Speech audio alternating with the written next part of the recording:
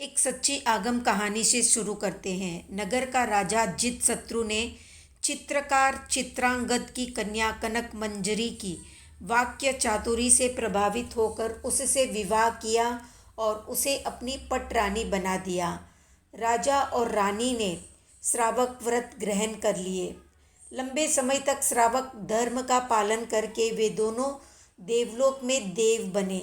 वहाँ से निकलकर कनक मंजरी का जीव वैताड्य तोरणपुर में दृढ़ शक्ति राजा की गुणमाला रानी से पुत्री रूप में उत्पन्न हुआ। नाम रखा गया कनकमाला।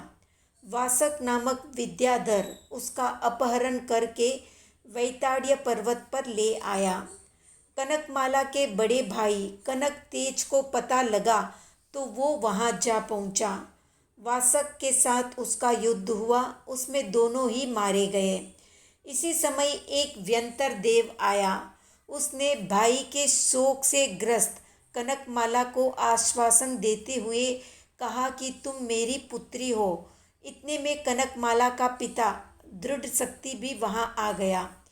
व्यंतर देव ने कनकमाला को मृत तुल्य दिखाया, जिससे उसे यानी उसके पिता को संसार से विरक्ति हो गई। दृढ़ शक्ति ने स्वयं मुनि दीक्षा ग्रहण कर ली। कनकमाला और उस देव ने उसे वंदना की, अपना वृतांत सुनाया। मुनिराज से व्यंतर देव ने क्षमा याचना की।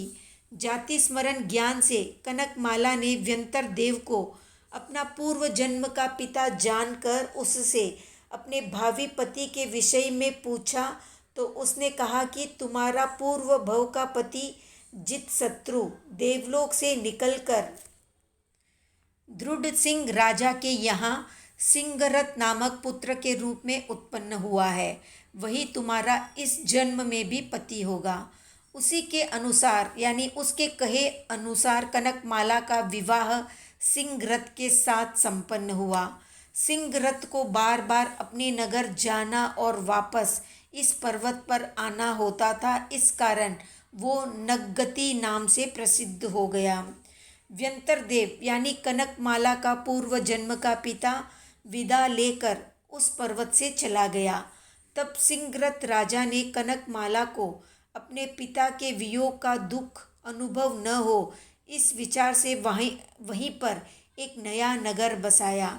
एक बार राजा कार्तिक पूर्णिमा के दिन नगर से बाहर चतुर्विध सैन्य सहित यानी सेना के साथ गया।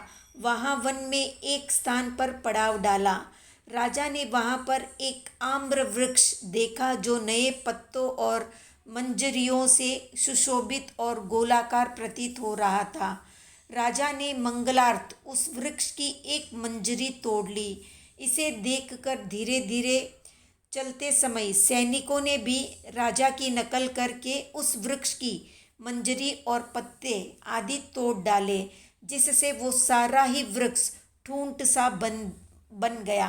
राजा जब वन में घूमकर वापस लौटा तो वहाँ पर हरा भरा आम्र वृक्ष न देखकर पूछा कि मंत्री, यहाँ जो आम का वृक्ष था वो कहाँ पर गया? तो मंत्री ने कहा कि महाराज, इस समय यहाँ जो ठूंठ के रूप में मौजूद है यही वो वृक्ष है, यही वो आम्र वृक्ष है। सारा वृतांत सुनकर पहले के श्री संपन्न आम्र वृक्ष को अब श्री रहित देखकर संसार की प्रत्येक श्री संपन्न वस्तु के क्षण विनाशी स्वभाव पर विचार करते करते नगगति राजा को संसार से विरक्ति हो गई। उन्होंने प्रत्येक बुद्ध रूप में दीक्षा ग्रहण की। मुनि बनकर तप संयम का पालन करते हुए समाधि मरण पूर्वक शरीर त्याग करके अंत में सिद्ध गति प्राप्त की। तो आज का प्रश्न है, प्रत्येक बुद्ध और बुद्ध बोधित में क्या अंतर है? कमेंट में बताएं। वीडियो पसंद आया तो लाइक शेयर सब्सक्राइब करें।